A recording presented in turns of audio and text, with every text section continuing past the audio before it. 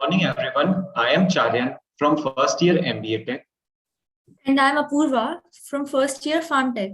And we welcome you all today on this wonderful Saturday morning to an interesting session with Dr. Apurva Joshi. We feel delighted to introduce our guest speaker who has joined us today for our fireside chat on the topic Career Options in Forensic Accounting. She is a certified management consultant from IIM Bangalore who currently works as the head of technology and due diligence practice of Risk Pro Management Consulting Private Limited. He, she is also an independent director at Quick Heal Technologies and Render India. She is the youngest certified forensic accounting professional and fraud examiner in India. In her career as a forensic accountant, she has investigated fraud worth 30,000 crores. She has also been cited as an expert in various local newspapers and has also authored the Flipkart's bestseller Students Handbook on Forensic Accounting. She is involved in discharging duties and responsibilities of important committees of companies such as audit, risk management, stakeholders' grievances, corporate social responsibilities, etc. Now, without wasting any further time, let's start with the session. So, first of all, ma'am, how are you feeling today? Am I audible, first of all? Yes, ma'am. Yeah, great. So, yeah, hi. I'm joining the session from my client place, and there could be minute disruptions in the internet connectivity. Just let me know if it happens. And I'll be wearing this. So most of the time during the talk, I'll put off my video because it will be very weird to, wear this and talk. Okay. Yeah. Ma'am, how are you today? Yeah, I'm absolutely fine, and I'm very glad to meet all of you, talk to you on through your platform, and give you many more insights. I'm sure you would log off with many good takeaways today. Yes, ma'am. Yeah. Sure. So I have shared the PDF version of my PPT. If you could just run through, or I can even share it from my screen as well, if you have given me the rights. Yes, ma'am. You are the host. Okay, so let me just see if I can share it.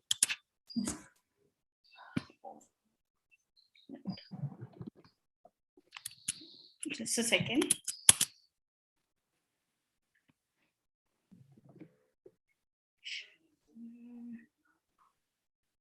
It appears like I cannot share from my screen. So if you could run the presentation at your end, I'll ask you to change the slides. Yes, ma'am. Just a second. Okay. I must say it is really an honor to be in front of such a focused audience. I'm very delighted to see you all coming for a Saturday session and attending to all your other commitments. Can we go to the first slide? Yes, ma'am. Let me unfold this career option along with my personal and professional experiences that you could relate to. Yes, good. We are on slide 1.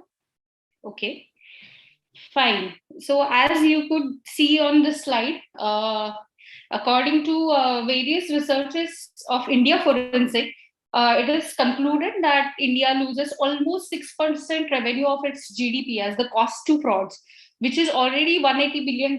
Isn't it huge? So it is essential for the commerce students to enter the job market with the armor of forensic accounting. It is no more a luxury. I feel it is a need of time. So to understand the scope for this forensic accounting domain, it is also important for all of you to understand what is forensic accounting, which are the pillars of forensic accounting, what are the services offered by a forensic accountant, and which are the most fraud-prone sectors, what auditors, forensic auditors should do. So there will be too many things that you need to learn from this session. Can we go to the next slide? Yeah, I'll start with my own journey. So there are so many career options for the commerce students these days. 3 are the most common. That is accounting, finance, administration. Under accounting, you can go for CA. If it's a very core finance, most of you choose CFA, and when you look at the compliance, you go for CS. When you want to do something in management, you obviously choose MBA. So these are the typical options, but to be honest, these only 4 courses is not the career. So I had these options when I took admission for becoming a chartered accountant. I had begun to realize my personality trait, that a person like me cannot just get bided in a time frame. So basically the concept is, if you are a bright student but not inclined towards engineering or medical, the natural choice is CACS, a safe and predictable, also respectable career path. You work hard, you pass exams, and you aim for a rank. In between all of this, you do an articleship at a firm. So I did not have anyone to fall back on, because I came from a family where nobody chose commerce field before. So I came to Pune looking for a break with a CA firm. I got that break with a small startup. This firm was in the business of forensic accounting, an unusual domain which that time, 2008, I had never heard of. A young trainee like me soon found myself conducting fraud risk assessment and studying company balance sheets for early warning signs of fraud. When the whole world was busy filing tax returns and making entries in Tally, I was doing something really out of the box, and it was 2008. My family background, I mean, if you see my family background, it is medical, but my mother told me from the very beginning to do something different. So hence, despite scoring 89% in my class 10 examination, I opted out of medical. I took up commerce with the goal of becoming a chartered accountant. After completing class 12 in semi-English medium, I arrived in Pune in search of articleship, not knowing any CA firm. I was searching through money control website, where chartered accountants were often quoted in the context of share market trades. I thought these CAs may be having a vacancy and I can try my luck for a job. One such CA was Mr. Mayur Joshi. He was mentioned as a forensic accountant. He was based in Pune, and Googled his address and landed up at his office. That time Mayur said, articleship में normally बच्चे income tax return भरना सीखते हैं, auditing सीखते हैं. Would you like to learn something different? He explained that time what is forensic accounting, and it really sounded adventurous to me. That's all I could recollect. That time I was 18 years old. I thought, why not? This will be very exciting, because I had years in front of me. If I wouldn't like forensic accounting, I can try something else. So this was a startup. So even as an article trainee, I was immediately put on the job. The task was fraud risk assessment of a big retail chain. I was shocked. The word fraud conjured the image of something dark and criminal, and I began my journey into this unusual field.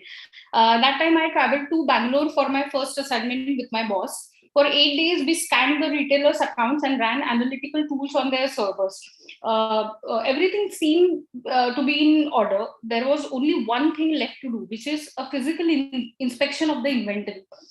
But when we approached the person in charge of the inventory, he was very evasive. The man said, TVs are stacked one on top of the other. How will you open the boxes? I was thinking, was he just being difficult, or was he hiding something? I decided it was time to be a little daring. I climbed up the ladder and sat on the mezzanine floor. I was counting the boxes when a box got shaken with my touch. And I thought, if the box is heavy with TV, how could it just move? I opened the first box. It was empty. Second box, it was empty. And the series went on. TV उसमें एक भी नहीं था, सिर्फ cardboard थे. A cardinal principle of forensic accounting, which I learned there, is validate the data given to you. Data is not the truth.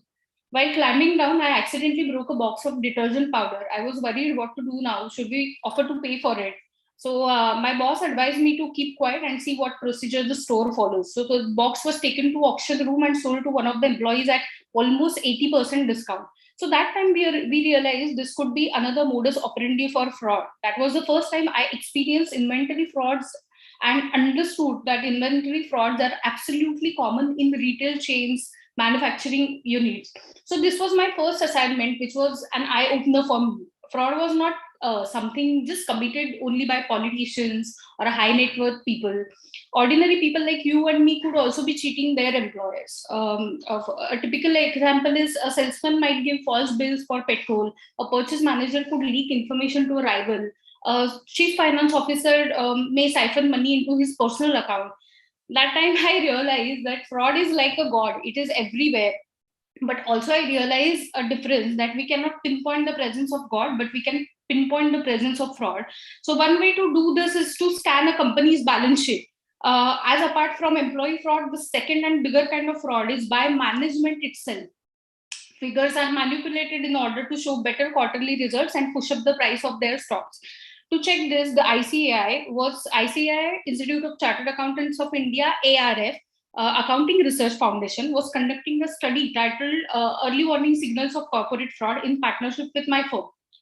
The purpose of this project was to set the benchmark that what are the red warning signs in a balance sheet, which indicate that there are some problems. I felt fate had thrown up a fantastic opportunity for me. I worked tirelessly on this prestigious project. What were the accounting practices used by errant companies? To find out this information, my firm surveyed more than 300 CAs and examined the balance sheets of 6,000 companies listed on Bombay Stock Exchange and National Stock Exchange. The results of the study were surprising. So what we found out is more than 1,200 listed companies were indulging into some form of financial frauds. The findings made headlines in national newspaper, including Economic Times, Mint, Indian Express. At the same time, I learned a hard lesson. When you do something good, a few will appreciate you and many more will criticize you.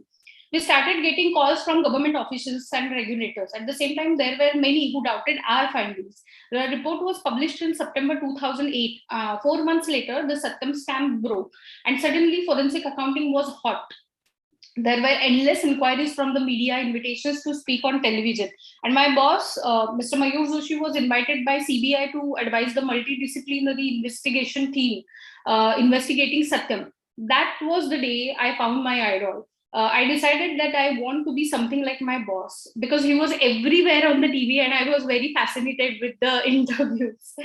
But there was one small problem. ICAI, the statutory body of chartered accountants in India, was unhappy with me. I had overstepped my bounds as an article trainee. They said I was not qualified to work on real-time projects that too related to fraud. They threatened to cancel my articleship and remove me from CA course. For a CA student, it should have been the end of the world, but I had made up my mind and I would not give up my work at India Forensic.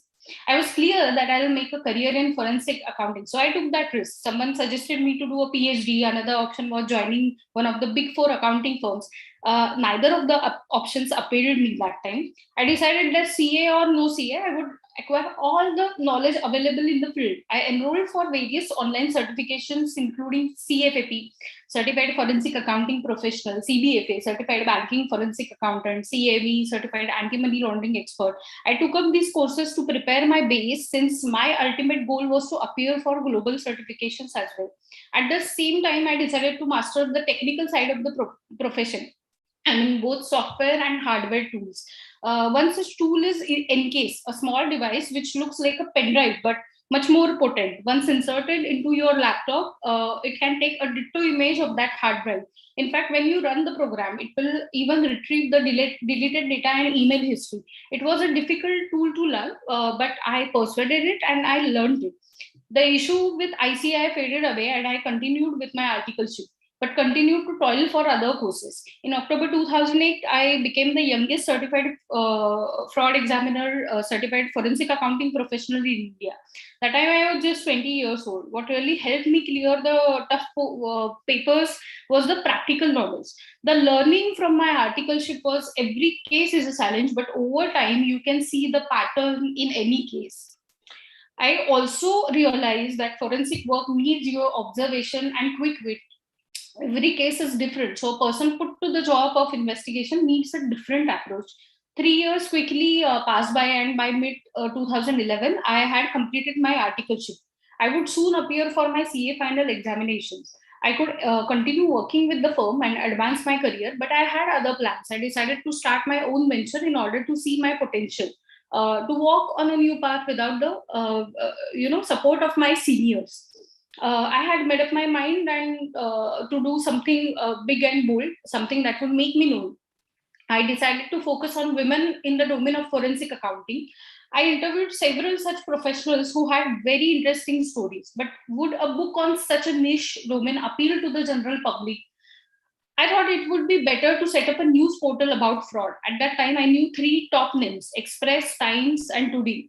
The domain name Fraud Express was available. I quickly registered it. I was now on my own without the support of any firm, without colleagues, without any brand name.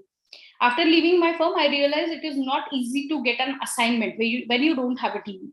Even as a junior employee, I had won the trust of my clients. It would have been easy to approach them and ask for business, but I willingly chose the harder path. I got in touch with companies organizing conferences in the field of audit and accounting and offered to their event on my website. In this manner, I got the chance to attend the CII KPMG conference in Delhi and made some of the high-profile corporate anti-fraud professionals. I eagerly collected their business cards and chatted up with them during the breaks. One of the senior professional asked me what I could do for them. I immediately replied everything from training to digital forensic investigations. So he was startled. He said, "Who would do all this?" I said, "I'll do it." The gentleman was not convinced that time, and he also shared the reason for it. The quantum of work was very huge in forensic. It could not be handled by a single person. So he gave me one sound piece of advice and said, I need to build a team. So again, a learning from here was when you are in a space of forensic, you need to have a team which will have a diverse experience. My former roommate was the first to join.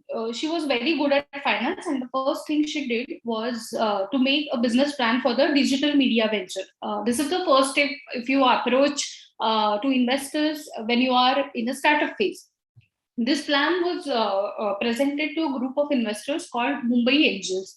It was appreciated, but we being in a very niche market, we did not receive any funding that time. In December 2011, I decided to shift my base to Solapur, which is my hometown. But soon after shifting to Solapur, I lost my mother to liver disease during May 2012 when I was writing the third paper of CA final. I was unable to complete the rest of the exams, but I quickly pulled myself together. I wanted to do something different for my mother as she was my real inspiration. Ever since completing CFP certifications, I had a strong desire to spread awareness about this little known field. So to this end, I had been working on a student handbook on forensic accounting, which was almost complete. In June 2012, I published a book on Amazon dedicating it to my mother. That time, our cash flows, Fraud Express cash flows started, and I was invited to speak to the local media in Solapur. Soon, we added more books under the Fraud Express banner. So, all these books had India specific material, which was not readily available in the Indian market. I thought if an India specific book could have a market, why not an India specific course? There are many students who could not do CA, CAs, or even complete their MBAs who search for a direction. Neither can they afford to spend close to $1,000 on study materials from other countries, Western countries. So I thought there is no university recognized course in fraud management. Why not Fraud Express started? So I decided to adopt a course which would suit the Indian context. That time, my team analyzed various cases in India, their modus operandi, cases all hua, and we wrote down these examples one by one. The course was to be in the form of distance learning. So by November 2012, the study material was ready with me. The examination software was under preparation, but now came the most difficult part, convincing the university to give accreditation. So with barely 6,000 forensic accountants practicing in India, a certification would vastly improve the career prospects for MCOM graduates. So since it was a distance learning module, it could even be completed by those already working in jobs. So I further convinced by mentioning that Solapur University would be the first to launch such a course in the country. This would also help the university to improve its standing at the time of NAC assessment. The university that time asked me to submit a proposal. The course content would further have to be critically reviewed by the board of studies to ensure it was different from existing courses such as CA, CS, CFA, MCOM, MBA. So while talking with my ex-colleague, I became aware of another opportunity. So my earlier firm was also busy with investigations. There was no one available to document the investigation experiences. This was that time I thought this was the gold, and it is ready to be mined. So I asked my colleague Mansi to make a business plan for Fraud Express to pitch to the board of RISPRO. RISPRO is the parent company of India Forensic. So her projections indicated that by developing content, India Forensic would be able to generate 70% more revenue. Fraud Express had existing content and the capability to create more. So there was a consensus from both the sides, and I finally got inducted on the board of RISPRO in October 2013. That same month, the course I had proposed to the Vice Chancellor received recognition from Solapur University. So I was happy that I could contribute something for the students of my hometown and offer an affordable course through the university. And I shifted back to Pune and I threw myself headlong into the work. So the year 2014 had been an eventful one with more courses, more content, more services offered by my company. So some of these include auditor due diligence, promoter due diligence, and vendor due diligence. So I had the due diligence practice for RISPRO till this time. So it's most often a case of work, work, and only work. So work means no Sundays, no holidays, and no outings. This is your learning. If you want to excel in forensic accounting, you will have to sacrifice everything else. When you are in the domain of forensic and you being a startup, you will have to give your 100% to the work, not falling for any other thing. So during the year 2013-14, the year saw a big change in the Companies Act. One of the new requirements from Companies Act 2013 pertains to the appointment of women directors to company boards. Turnover of such company boards having turnover of INR 3 billion or more. So companies meeting these criteria are required to comply within 1 year. Newly incorporated companies meeting this criteria must appoint a woman director within 6 months of their incorporation. The woman director should have a specialization in any of the areas of their work. So during that time, I was working with few of the companies as a consultant, and these companies were preparing for a public issue. So looking at the work, the promoters and KMPs, key managerial persons, decided to refer me to the investors for the interview, as they had a right to decide the candidate to join the board. So I could that time successfully converse and crack the interviews and appointed on the boards. Till this time, I worked in cybersecurity, automobiles, software, FMCG boards, and the experience of the boards did widen the length of my knowledge and experiences. What motivated to pursue this profession, forensic profession, is that there are very few firms that are working in this space today. So small and medium-sized businesses are forced to go to multinational companies who charge huge fees to provide their services, and hence frauds and mismanagement go unnoticed in a number of cases that we have seen. So this lack of awareness and availability made me want to do something in this area.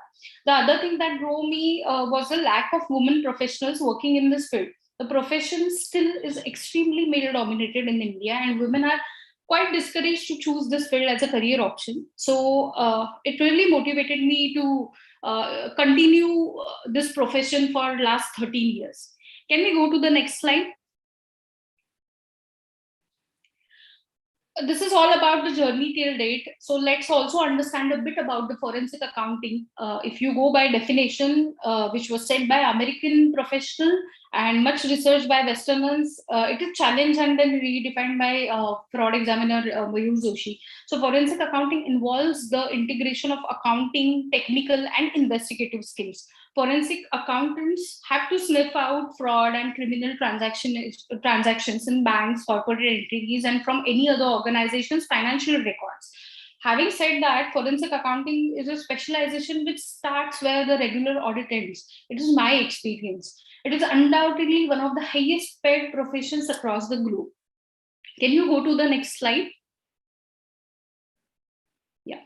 Talking about the scope, forensic audit is a broad umbrella which consists of different types of frauds and specialization of investigation of sectoral frauds. As you can see, these areas of specialization are financial statement frauds, white collar crime, typically White-collar crimes include wage theft, fraud, bribery, Ponzi schemes, insider trading, labor racketeering, embezzlement, cybercrime, copyright infringement, money laundering, identity theft, forgery, insurance frauds, contracts and procurement frauds, hospitality frauds, financial data analysis, damage assessment, tracing illegal funds, due diligence reviews, locating hidden assets, which we call asset tracing, locating hidden people, which we call skip tracing. Forensic audit and forensic accountant services are also utilized in the high profile divorce cases. Having been spoken about the types of specialization one can do in the field of investigation, I would also like to mention here that forensic accountants are currently employed in consulting firms specialized in risk consulting, foreign firms which have entered Indian job markets, law firms, forensic accounting firms, insurance companies, financial institutions like banks, including private, PSUs, cooperative, foreign banks, NBFCs, agencies such as Serious Fraud Investigation Office, Economic Offences Wings, CBI. Here is a small note that you need to also fulfill any other criteria if the agencies have. I mean, any other examinations if the agencies have. So multinational companies like Big Four consulting firms. There was a new amendment. So listed companies are not far from this, since the recent provision in May 2021 has asked top 1,000 listed companies to have a risk committee in place. Hence, a forensic accountant can also work as a chief risk officer in the listed company. I will also elaborate some of the key practices, practice areas I just spoke about with some case studies and how these are relevant given the legal and compliance environment that prevails in the country. Can we go to the fifth slide? Yeah. To tell you in short, these are some of the entry points for the compliance professionals. So the Vayesh Malegaon Committee report of 2009 for RBI recommended that all these banks should have a dedicated market intelligence unit within bank attached to its risk management department. So dedicated MIU will help banks in collecting and processing information which will trigger early warning signals in accounts indicating possible fraud or credit risk at the time of end-to-end life cycle of loan account. So one of the key features of MIU is to develop technology-based and market intelligence-based approaches for improving fraud prevention and credit monitoring function within the banks. So since regulatorily, this topic is a bank board's quarterly agenda, it is those lessons which banks could share with the rest of the corporate India boards in dealing with risk management aspects. So for the top 1,000 listed entities by market capitalization, as I just mentioned, it is now compulsory to have a risk committee of their board of directors. Newly introduced risk committees can create the framework of getting the market intelligence report from various different sources. This will be a very welcoming step for all the public companies for better transparency from the point of view of its shareholders and regulators. The new rule expects that the risk committee meet at least twice in a financial year, whereas a good practice, according to me, would be a bi-monthly or quarterly overview of the risk that the exercise of market intelligence includes. And risk arena is big. It comprises 8 risks: financial, operational, sectoral, information and cybersecurity, environmental risk, social and governance, which we call ESG related risk, and impact assessment. Can we go to the next slide? Yeah. So over the years, as I earlier mentioned, that fraud was not something committed only by politicians, those who have in power, or high net worth individuals. Ordinary people like you and me also could cheat their employers. I have mentioned here a few of the examples that salesmen might give false bills for petrol, purchase manager could leak information to rival, CFOs or key managerial people may siphon money into their personal accounts. You can just read the fact check that Kautilya was the first economist in the world who openly recognized the need of forensic accountants. He mentioned 40 ways of embezzlement centuries ago. Can we go to the next slide? 7. Just a second, sorry. I hope I'm perfectly audible. Yes, ma'am. So during these 13 years of work, I realized technology plays major role in the areas of forensic accounting. Hence, my team decided to build a Google for due diligence professionals, which we call businesses. This is the repository of all the cases we have done so far. We have embedded the outcomes of the cases in it. How the repository of intelligence gathering has helped customers detect fraud is very interesting to understand. So I see some of the interesting risks with the companies coming from other countries to India. They perceive India as huge market, but tend to rely completely on the Indian partners for the development of their company, development of the market surveys, and forget one important thing, that the laws of the land are different from other countries. So we were working for a foreign company which was planning to acquire an Indian company, which was termed as the leader in drone technology. So the acquiring company had impressive credential, but as I said, the technology developed by my organization helps us to look beyond the numbers. As a forensic accounting, we are looking beyond the numbers and only at the risk criteria. So when we started this exercise, the promoter of the acquiring company was found to be having a flamboyant lifestyle, who was importing drone parts from China and was assembling in India. However, we figure out that there were two violations associated with this company. First was that the company was not allowed to import these parts from other countries, but still they were importing under the pretext of some other name. And second was even more critical, and in those days it was not allowed to fly the drones above certain height. For flying them high, the permissions of the aviation authorities were required. We identified these violations and submitted our reports, and the foreign company was saved from the bad acquisition. But later, the person was arrested under the smuggling charges as he did wrong declarations and imported the items, causing security threats to our country. So he also faced big penalties for flying the drones without permissions and was required to close down the business soon. We identify 27 different risks, which include the risks such as the environmental non-compliance, foreign trade violations, RBI violations, and it is always important to understand the repercussions of these violations. The people you are dealing with in India, it is, many other cases, I would tell you that it is very important to understand the people you are dealing with in India. There are cases where we have seen that those associated with the politicians create a series of challenges before the companies. I have witnessed numerous companies facing the pressures of local politicians for employing their people for awarding contracts. I'm not saying that you should not deal with these politicians or their associate, but it is very important that you know them well before you actually start dealing with them. If you are aware of the risk, you can hedge it. So many times, a simple check in forensic database software leads to some interesting facts. Once a company that wanted to understand the risk sitting in the sales channel used businesses and found that one of the resellers of the company was the BS. The reselling company's director was also the director of the competing company. So intelligence gathering of a defaulter borrower is also a simple business feature. And in one of the cases, it was revealed that one of the ex-promoters was a politically sensitive person. So when the borrowers are found to be exposed to politicians, the banks take a different stand to the structure the corporate loans given to such borrowers. In another case, lenders decided to finance the operations of the borrowers based on the financial statements of the company. That time, all ratios looked perfect, and someone in the bank felt that something is wrong with these perfect figures. When this case was referred to us, we could find that the name of the auditors was in the list of the negative audit firms database that is available only with my company. The service line is termed as the auditor intelligence check. So far, nobody in India offers this type of service. I would also like to share two other experiences I have had while working on cases. In one of the incidences, I was working on a case outside India. So my task was to perform computer forensic, that is taking an image of the server. As a requirement, I asked the owner to hand over the authorization letter to my team before I could actually start working. Outside India, the laws are far more stringent. So the owner started delaying the handover, but wanted me to run the operation on the server. I was firm on my decision not to start working without any authority letter, and I did not pay heed to his threats. Had we not insisted on ethical practice of forensic, we could have landed up in jail and might also have been deported. So lessons from this audit assignment was to keep ourselves more vigilant as the laws of lands differ.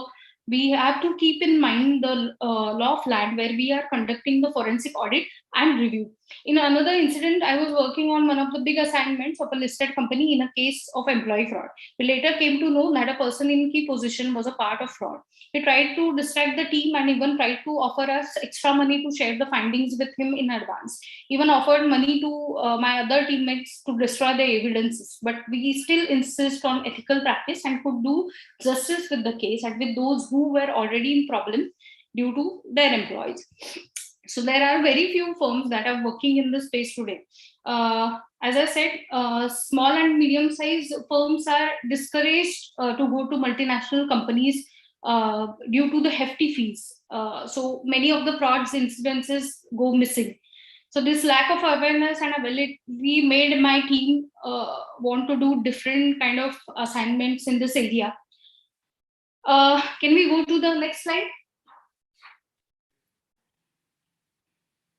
So having been talked about the scope of the forensic, the types of assignments that we could generate in forensic, we should also look at this education part. So in the last 10-15 years, India has witnessed a huge growth in financial crimes, including banking frauds, anti-money laundering incidences, corporate frauds, and hence there it created a need for fraud investigators to be present in various sectors like banking, finance, stock markets, even in e-commerce, fintech, and regtech industry. So to fulfill this demand, India Forensic offered an array of courses in financial crimes and AML compliance. So currently there are some of the flagship certifications for professionals working in banking and finance domain. Some of these certifications that we forensic accountants did. So for finance and accounting professionals, there is a program called CFAP, Certified Forensic Accounting Professional.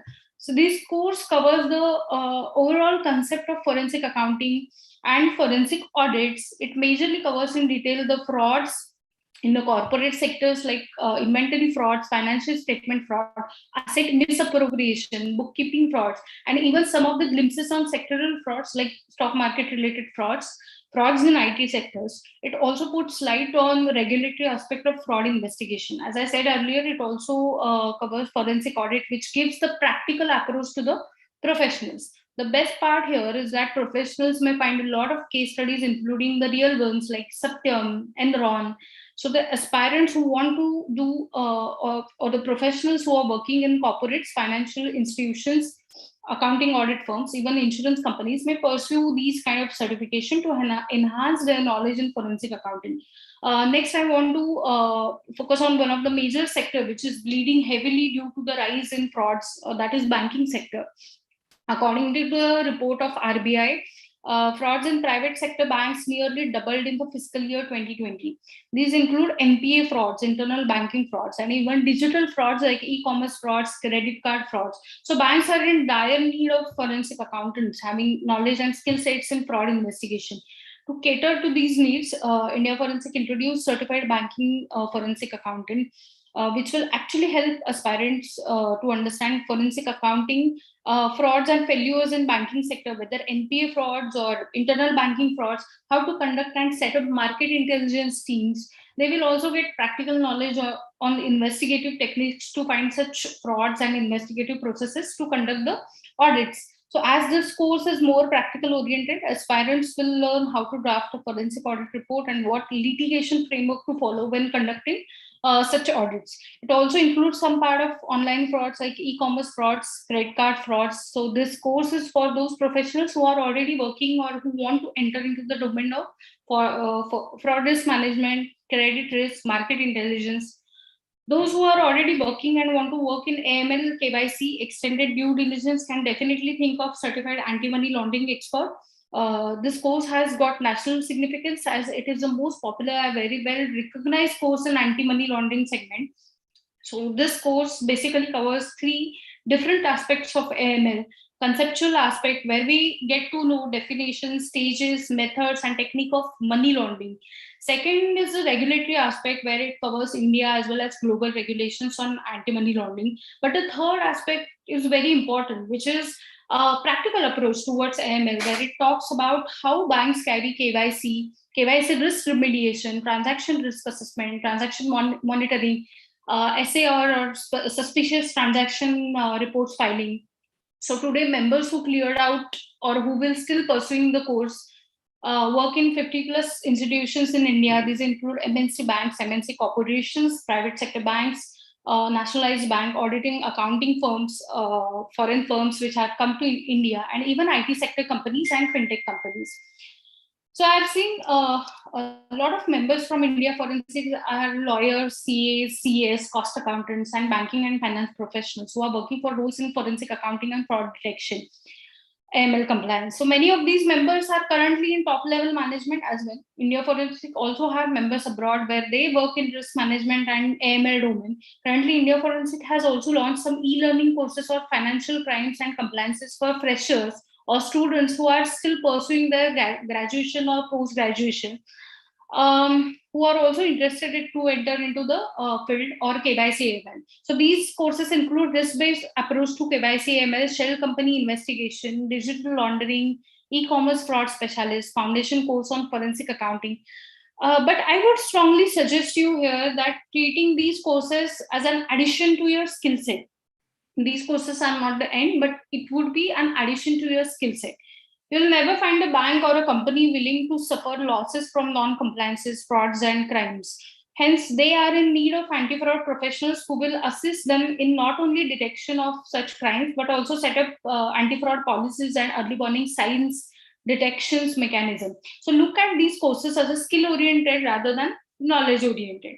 Can we go to the next slide?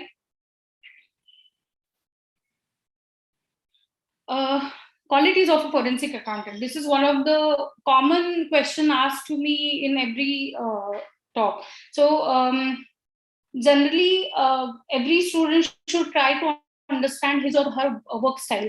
If you are a person who kind of loves 9 to 6 job and a leisure weekend, then this is not the field for you.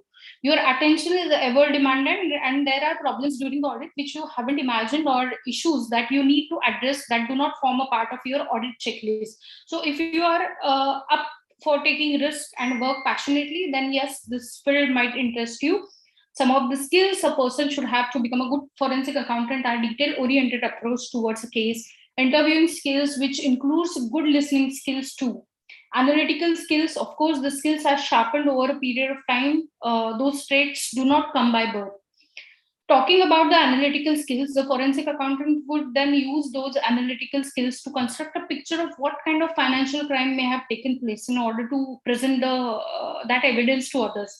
Sometimes forensic accountants work on divorce cases, and that may involve analyzing financial documents to determine whether a person is attempting to hide assets.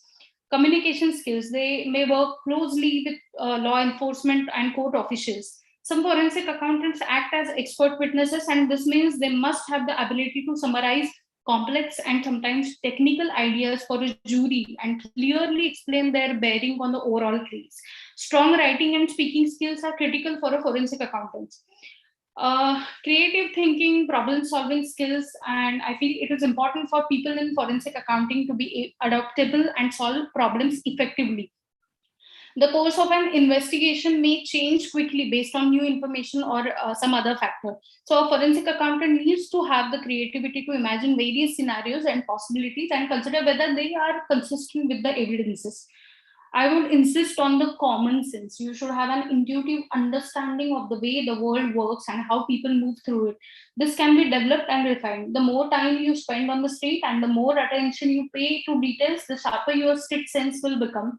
This can be learned and sharpened as you work in the investigative field. Some people may think of accounting jobs as involving people working with numbers and largely alone. But working as a forensic accountant is far from a solitary position. Combining the attention to detail of traditional accounting jobs with strong people skill, forensic accounting is a field that can offer an interesting and challenging future. Let's go to the next slide. In addition, boards also need to have ear on the ground about companies. To maintain their personal as well as the company reputation, board of directors, especially the independent directors, need markers or early warning signs. Forensic intelligence is a post-event tool. Instead, there is a definite benefit of using market intelligence as governance marker. This would allow them to take charge and respond faster during the times of crisis. During times of trouble, boards typically only get a short window of time in which they can respond faster. Can we go to the next slide? So some of the advices to young professionals and budding entrepreneurs like you, that I feel: don't run behind the degrees. If you clear any of your professional exams without getting actual knowledge and exposure, then that has got no value. I believe that practical knowledge learned with a lot of hunger and a goal in mind is far more important. So be positive, be bold, be modest in your approach, and try to nurture your ideas. Be consistent in whatever you do. It will definitely give you the best output you had ever imagined. There is a lot of opportunity out there if you want and have the courage to step out of the box and do something different. Education and your profession does not have to be one track and run off the mill.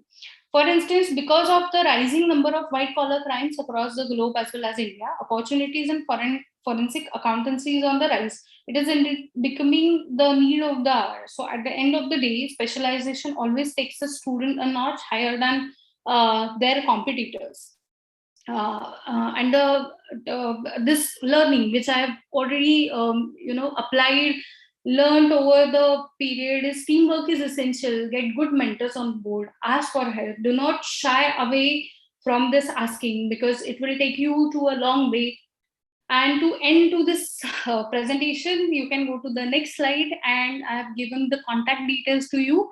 You may get in touch with me for any of your queries, and I would be happy to answer your questions.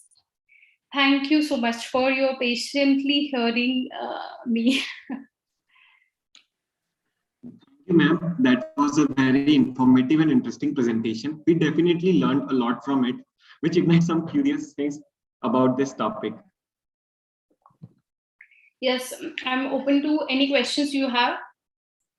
So, ma'am, do you believe that adopting the transparent models like that of blockchain technology will reduce like fraud activities in future? See, decentralization doesn't mean fraud proof. It will have different sets of problems, and if you see crypto is a future, then digital is the future. You can build it using cryptography or JavaScript or any other technology, but what I feel is digital is the future.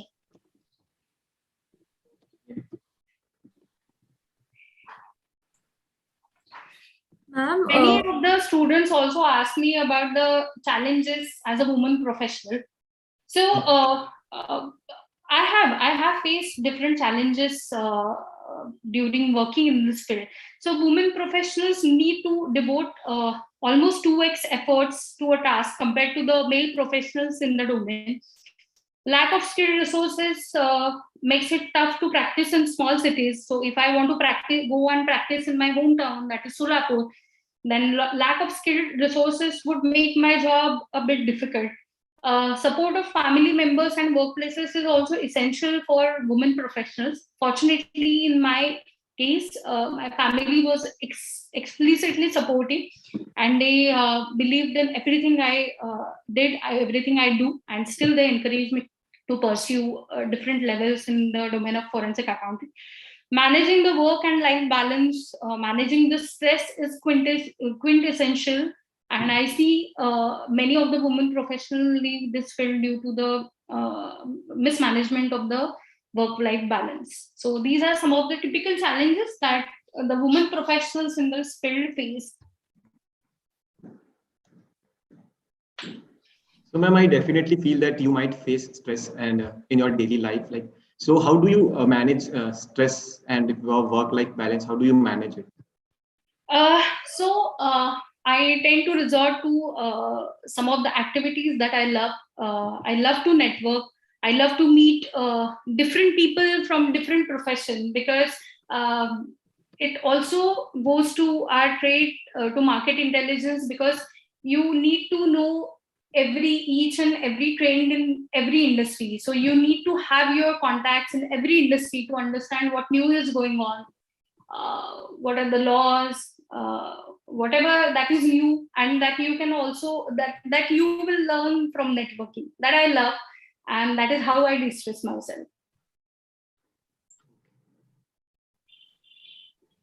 Thank you, ma'am. The other question, I was given a set of questions, and one of the interesting question was job of an independent director. So I have so far talked about what is forensic accounting, what forensic accountants do. So job of an independent director is a bit different from that of the forensic accountant. So an independent, first of all, you understand an independent director is a non-executive director of a company who helps the company in improving corporate credibility and governance standards. An independent director doesn't have any kind of relationship with the company that may affect the independence of the candidate or independence of their judgment. Independent director acts as a guide, coach, mentor of the company. The role includes improving corporate credibility and governance standards by working as a watchdog and help in managing risk for the companies. Independent directors are responsible for ensuring better governance by actively involving in various committees set up by the company. So, three of the important tasks that we have: safeguarding the interest of all stakeholders, particularly the minority shareholders, balance the conflicting interests of the different stakeholders. Third is check on the integrity of financial information and ensure financial controls and systems of risk management if they are in operation. So these are the tasks of an independent director. Yes, ma'am. Thank you. Ma'am, also, since there has been an increased number of cyber frauds, so what should we as an individual take measures to safeguard ourselves from falling a prey to it? Right. So there could be many suggestions coming from my end. So carefully review the URL of website in browser status bar. Ensure it is correct before entering any sensitive information on any URL that you access. Install system updates, OS updates, patches, and multi-layered antivirus products on all computers and your mobile devices. Setting up smart security alerts can provide a line of defense against unexpected behaviors. Security alerts can be implemented on different layers of architectures. Avoid clicking on web links in SMS, social media messages, and unsolicited emails. Instead, go to the merchant website or app directly and transact there. Manage your personal data carefully and ensure that you use strong and unique passwords on all e-commerce platforms. Do not reveal sensitive personal or financial information or credentials such as your bank account numbers, electronic wallet details, credit debit card information, CVV, PIN, OTP to anybody. Enable two-factor authentication wherever available to you. Keep Wi-Fi off when it is not necessary and you don't need it.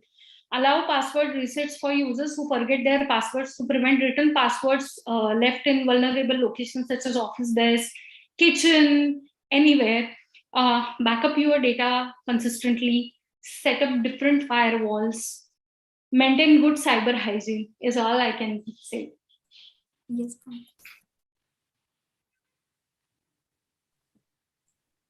Okay, so ma'am, you have achieved a lot of marvelous things at an relative very young age. For example, you are the youngest certified fraud examiner in India. So do you think hard work really replaces wisdom and experience? Development is a continuous process. So hard work certainly pays off. I've seen in my cases, I've seen in my colleagues' cases, hard work is essential, but the wisdom of your seniors, their experiences are also essential. So you cannot take granted hard work for wisdom and experiences. These two are absolutely different things. Yes, ma'am, we have an audience question. The question is, what are the career options for engineers in forensic accounting? So as I have mentioned, there are assignments like computer forensic, digital forensic assignments in which the engineers could take help. Engineers could help the forensic accountants retrieve the data, retrieve the deleted data, email backups. And also I've mentioned about the business tool that we have built. So it is also with the help of engineers. So we are domain expert. Me and my partner are domain expert. We know what cases we have done, what is the knowledge repository, but writing a code is an engineer's work. So engineers are of utmost importance in this field. because technology is another angle of forensic accounting.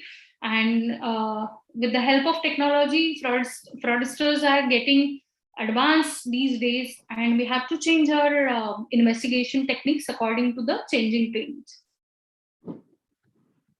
So, ma'am, what is the one thought you would like to leave the audience with?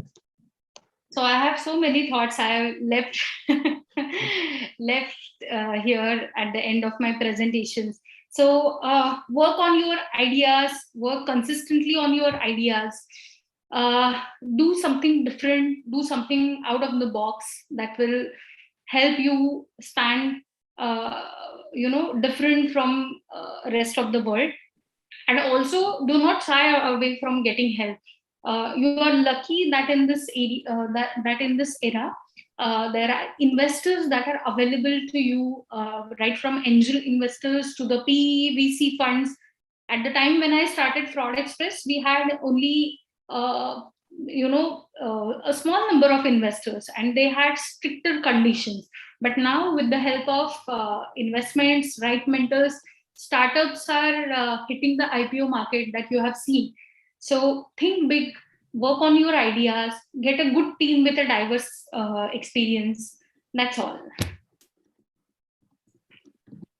Yes, ma'am. So in conclusion, we would like to thank our guest, Dr. Apurva Joshi, for sparing her valuable time. And I personally learned a lot from this session about teamwork and persistence and the quality to never give up. And we would like to extend our warm gratitude to our director, sir, Dr. Akshay Malhotra, and our faculty mentors, Dr. Smita Bonde ma'am and Mr. Harshal Kotwal, sir, for their constant support and guidance. Thank you. Thank you.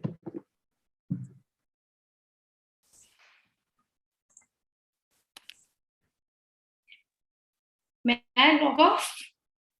Yes, ma'am. Thank you. Yeah. Thank you so much. It was great interacting with all of you. Great getting all of your questions, your enthusiasm, and do reach out to me in any case you have questions. Okay. All right. Okay. All the best. Bye. Thank you, ma'am. Bye. Thank you, ma'am. Have a nice day.